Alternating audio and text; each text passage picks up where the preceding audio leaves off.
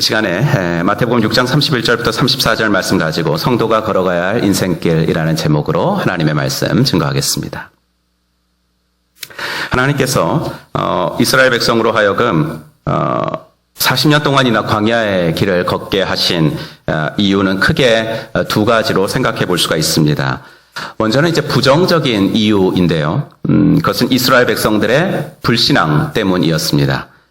가데스 바네아 사건을 여러분들은 다 기억을 하실 것입니다. 모세가 12정탐꾼을 보냈죠. 돌아온 그들이 여호수아와 갈렙만 빼고는 다 무슨 말을 했냐면 저들의 눈에는 우리가 꼭 메뚜기 같아 보일 것입니다. 라고 그 이야기를 보고를 했습니다. 무슨 말입니까? 저 땅은 우리 힘으로는 정복 불가능의 땅입니다. 라는 거죠. 그러니 이쯤에서 포기하는 것이 좋겠습니다. 라는 보고였습니다. 그럼 그들이 가데스 바네아까지 어떻게 왔습니까? 그 당시 최강대국인 애굽, 신처럼 여겨졌던 바로의 손에서 그들이 어떻게 빠져나올 수 있었습니까? 어떻게 그들이 홍해바다를 마른 땅 밟듯이 건널 수 있었습니까? 하나님께서 강하고 능하신 오른손으로 그들을 붙잡아 주셨기 때문입니다. 하나님께서 그들보다 앞서 가셨기 때문입니다. 하지만 그들은 이 같은 기적을 금세 다 잊어버렸지요. 40년 광야 생활은 그래서 이스라엘 백성들의 불신앙이 자초한 결과였습니다. 그러나 이스라엘 백성들의 광야 생활의 이후에는 이런 부정적인 면 말고 긍정적이고도 적극적인 의미도 있었는데 그것은 무엇이냐면 신명기 8장에 나옵니다. 신명기 8장에 있는 대로 광야는 이스라엘 백성들을 시험하기 위해서 하나님이 마련해 주신 무대였다는 것입니다. 여러분 거기서 내가 너희를 시험하려 이 분명히 시험이라는 단어가 나오거든요. 근데 이 시험이라는 말은 누구를 유혹한다라는 말은 일단 아니고 그리고 그 시험으로 합격이나 불합격을 판정하겠다는 뜻도 아닙니다. 거기서 시험이라는 말은 무슨 뜻이냐면 무엇인가를 확인케 한다. 스스로 무엇인가를 확인케 한다는 말입니다. 즉 하나님께서 40년의 광야 생활 동안 이스라엘 백성들을 시험하셨습니다. 그래서 그들로 하여금 무엇을 확인케 하셨냐면 사람은 떡으로만 사는 존재가 아니구나. 사람은 떡으로만 사는 존재가 아니구나라는 것을 그들 스스로 확인케 하셨습니다. 여러분 사람이 떡으로만 살지 않는다는 것은 성경에서 가장 중요하게 가르치는 인생 레슨입니다. 어느 정도 중요한 가르침이냐면 예수님께서 공생이 시작하기 전에 사단에게 받으신 시험을 물리치실 때 바로 이 말씀 가지고 물리치셨습니다. 사람이 떡으로만 살 것이 아니요 하나님의 입으로 나오는 모든 말씀으로 살 것이니라. 사단아 물러가라. 그러면서 물리치셨죠. 그럼 마태복음 오늘 본문 31절에 이런 말씀이 있습니다. 제가 읽어드리면 그러므로 염려하여 이르기를 무엇을 먹을까 무엇을 마실까 무엇을 입을까 하지 말라. 이는 다 이방인들이 구하는 것이라. 너희 하늘아버지께서 이 모든 것이 너희에게 있어야 할 줄을 아시느니라. 이제 여기서 이방인들이라는 사람은 누굽니까? 하나님을 알지 못하는 사람들이죠. 여러분 이런 이방인들 비신자들이 가지고 있는 인생관, 우리들도 다 인생관이 있고 그분들도 다 인생관이 있는데 이 비신자들이 가지고 있는 인생관은 무엇에 기초하고 있냐면 우연론에 기초하고 있습니다. 좀 쉽게 말하면 세상 학문이 기초로 하고 있는 진화론이 바로 우연론입니다. 그것에 따르자면 저와 여러분의 인생도 우연히 생긴 것입니다. 김동호 목사님께서 목회를 하실 때 그 포항까지 내려가셔서 항상 한동대학교에서 강의를 하셨었습니다. 그때 이제 목사님이 뭐 신학자는 아니니까 그 깊이 있는 강의는 안 했지만 대학교 들어온 1학년생들을 데리고 대상으로 하는 기독교 가치관, 기독교 세계관에 대해서 강의를 하셨어요. 그 강의 안 중에서 몇 줄만 제가 인용해 보겠습니다. 여러분 우연에서는 첫째, 의미를 발견할 수 없습니다. 둘째, 우연에서는 목적을 발견할 수 없습니다. 셋째, 우연히 생긴 것에서는 가치를 발견할 수 없습니다. 그래서 우연이라는 것은 무의미, 무목적, 무가치와 연결됩니다. 그러므로 우연에 기초한 진화론에 따르면 우리 인생은 어떤 의미도 없고 어떤 목적도 없고 어떤 가치도 없는 인생이 됩니다. 네. 여러분 엄청 명쾌한 논리입니다. 예. 너무 분명한 설명이죠. 그러니 인생을 그렇게 생각하는 사람이 영원한 것에 대하여 관심이 있을 리가 없습니다. 우연히 이 땅에 태어난 인생인데요, 뭐. 우연히 이 땅에 태어난 인생, 그냥 이 세상에 살 때만이라도 먹고 마시고 즐기자, 이렇게 되는 겁니다. 무엇을 먹을까? 무엇을 입을까? 무엇을 마실까? 이것이 인생 관심사의 전부가 되어지는 것입니다. 그래서 주님이 그렇게 말씀하신 거예요. 이는 다 이방인들이 구하는 것이다. 이렇게요. 그러면 이것을 이제 우리들한테 적용시켜 보면 이렇습니다. 여기 이 자리에 비신자들이 있었으면 참 좋겠지만 거의 없을 겁니다. 먹고 마시고 입는 것이 우리 생활에서 첫 번째 관심사가 되고 그것만이 내 삶과 내 생각의 우선순위가 된다면, 그렇다면 우리는 예수를 믿고 교회를 다님에도 불구하고 비신자들하고 별반 다를 게 없습니다. 주일날 예배당에 온다는 것, 그거 정도 다른 겁니다. 물론 성도들도 먹어야 합니다. 입어야 합니다. 그러기 위해서 돈을 벌어야 합니다. 성도님들 올 한 해도 코로나의 어려움 속에서 그 치열한 생업의 현장에서 얼마나 고생하셨습니까? 세상 사람들은요, 직장만 다니면 돼요. 사업만 하면 돼요. 그렇게 자기만 위하며 살면 되는데 여러분들은 거기다가 또 올 한 해 교회까지 섬기셔야 됐다고요. 시간을 들이셔야 됐고 헌금을 들이셔야 됐어요. 여러분이 드리는 그 시간과 헌금만큼 여러분들은 분명히 생활 규모를 줄이셔야 했을 것입니다. 하지만 자원해서 하시고 기쁜 마음으로 하셨기에 하나님은 여러분들이 드리시는 그 시간과 물질의 헌신을 향기 나는 제물로 이미 받으셨을 줄로 믿습니다. 잘하신 겁니다. 여러분, 기독교는 금욕 종교가 아닙니다. 먹고 마시는 것은 다 이방인들이 구하는 거다. 이 말씀이 예수 믿는 사람들은 먹지도 말아야 되고 마시지도 말아야 된다. 금욕 생활을 해야 하는데 절대 그런 게 아닙니다. 너희가 나의 자녀들이라면, 너희가 기독교인이라면 적어도 이 세상의 물질, 이 세상의 것들의 지배를 받아서는 안 된다라는 것이지 금욕 생활을 하라는 것은 아닙니다. 그러니 즉 무슨 말이냐면 돈이 있으면 행복하고 마음이 든든하고 그게 없으면 불안하고 불행을 느끼며 산다면 그것은 성도의 인생은 아니라는 이야기입니다. 그러면 성도의 인생관은 무엇인가? 그러면 성도가 붙들어야 할 가치관은 무엇인가? 성경은 그것을 한마디로 믿음이라는 말로 설명해주고 있습니다. 성도들은 나그네 인생길을 걸어가는 이 한평생을 오직 믿음을 붙들고 믿음을 붙쫓아서 살아가도록 되어 있는 사람들인 줄로 믿습니다. 근데 그렇게 사는 것이 쉽지가 않죠. 작년 송구영신 예배를 드리면서도 우리는 그렇게 결심했었어요. 믿음을 쫓아 살겠다 이렇게 결단했었어요. 하지만 그것이 만만치가 않습니다. 믿음을 붙쫓아 살려고 할 때 가정과 일터와 그리고 모든 삶의 현장에서 우리를 위협하는 골리앗은 우리에게 너무나 커 보였던 것이 사실입니다. 이번 달은 한 해의 마지막 달이라 많은 사람들에게 바쁜 달이었습니다. 12월이 되면 예전에는 송년회 참 많이 했죠. 네. 더 옛날 말을 쓰자면 송년회보다 더 옛날 말을 쓰자면 뭐였어요? 망년회라는 말을 쓸 때도 있었어요.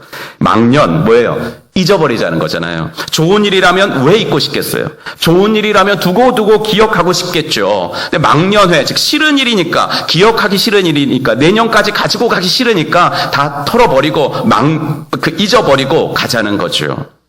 근데요, 세상 사람들도 그렇게 망년, 잊어버리고 싶다면 우리 같은 신자들에게는 한 해를 보내면서 잊고 싶은 일들이 더 많아요.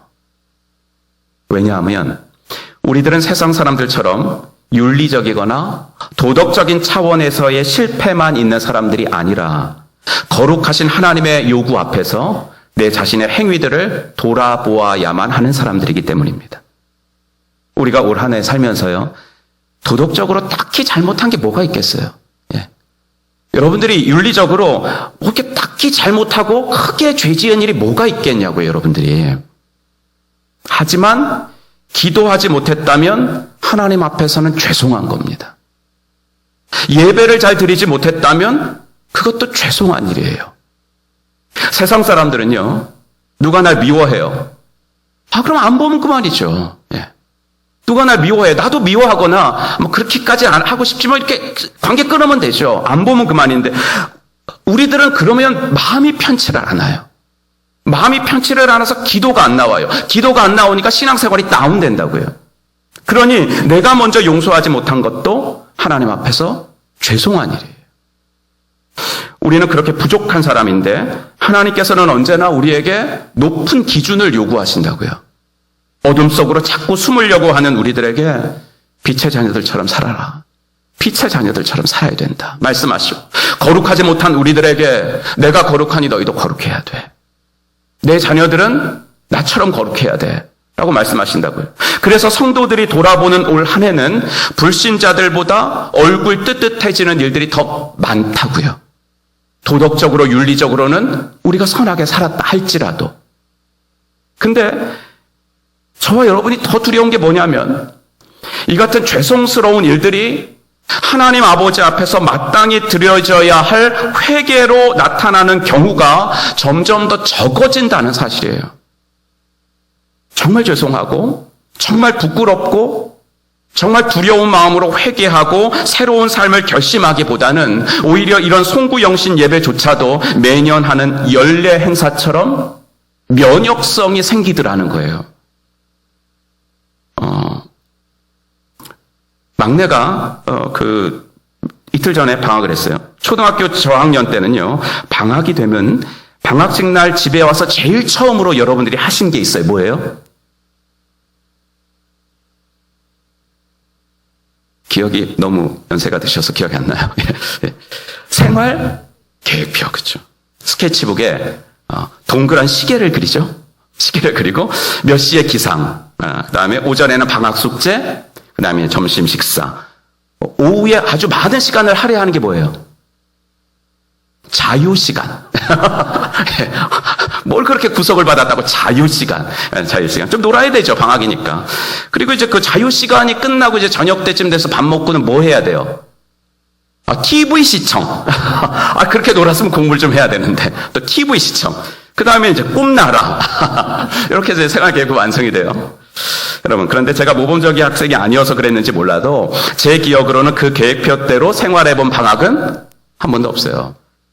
그러니까 무슨 일이 일어나더라면 5, 6학년 정도 되면서부터는 생활계획표 같은 것은 아예 만들지도 않더라 이거죠.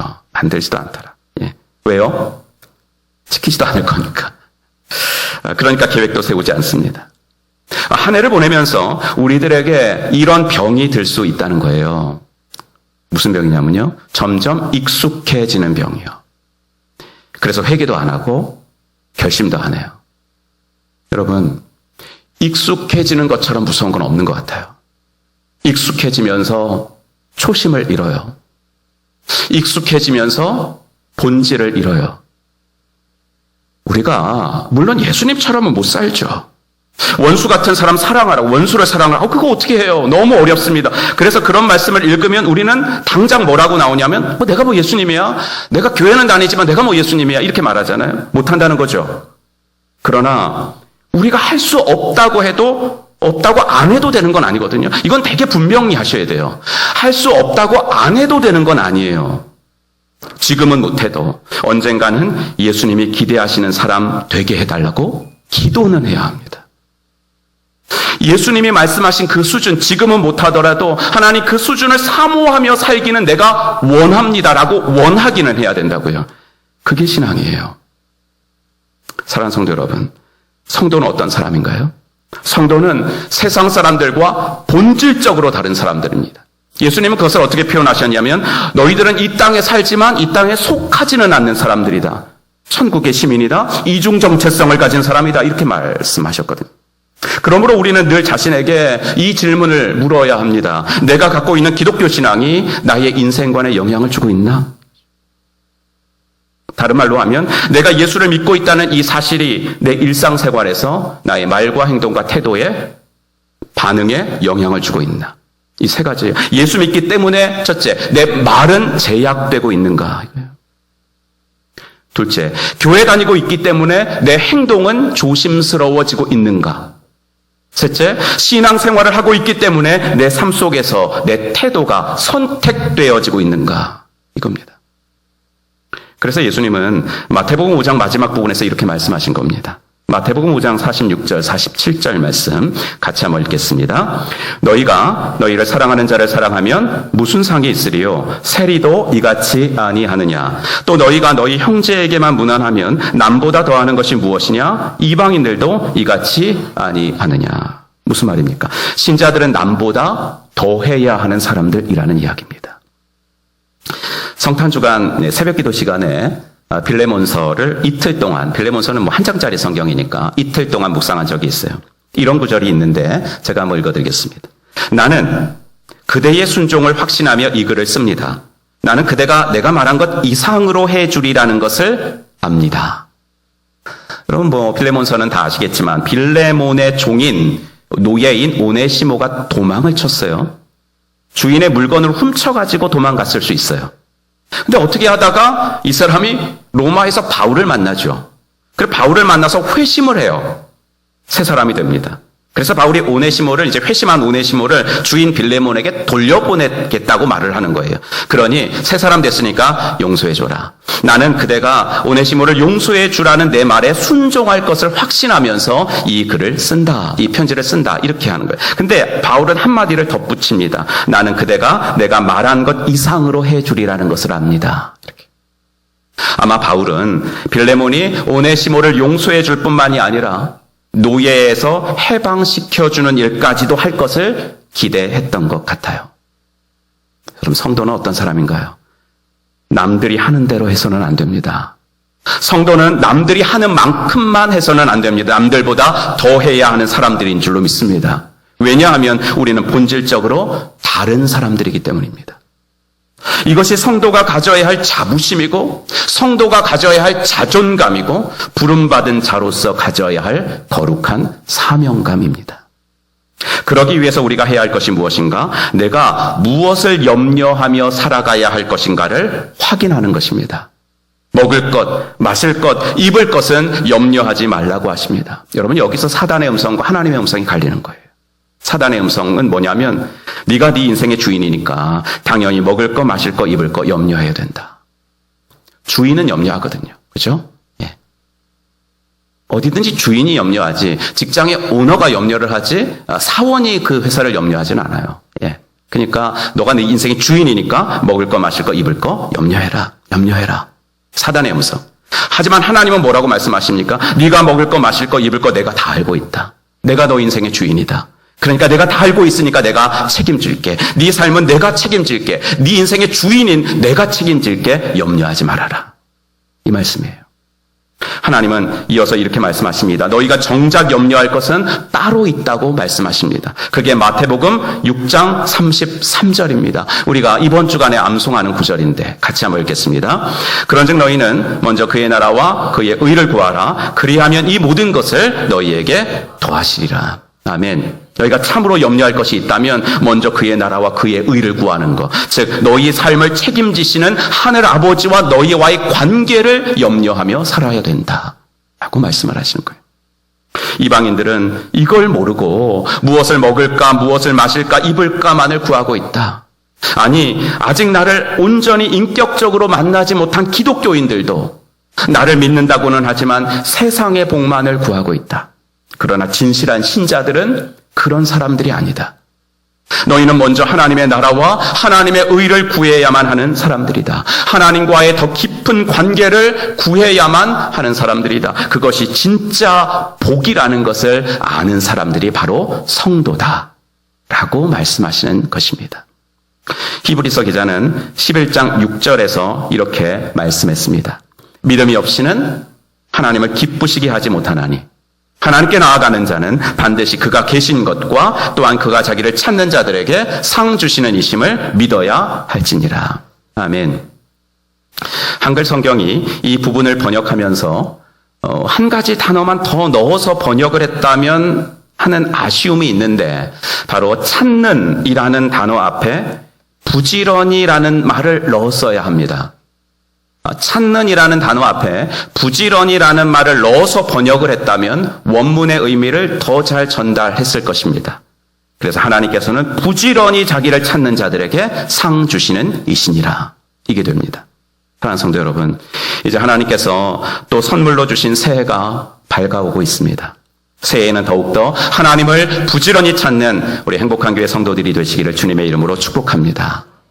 전교인 성경일독 동행 300일을 통해서 말씀 속에서 주님을 만나는 시간을 더 많이 만들어 보시기를 바랍니다. 매일 기도하는 시간을 올해보다 조금만 더 늘리십시오. 5분, 10분 조금만 더 늘리시되 그 기도 시간을 무엇을 먹을까, 마실까, 입을까 그것을 구하는 것 때문에 늘리시 마시고 그 늘린 그 시간에 하나님이 이미 주신 것을 찾아서 감사하는 감사와 그리고 주님의 나라와 의를 구하는 기도 시간으로 채우시기를 주의 이름으로 축복합니다. 먼저 주님의 나라와 그의 의를 구하기만 하면 나머지 모든 것은 덤으로 받는 것을 체험하는 삶이 그리스도인의 삶인 줄로 믿습니다.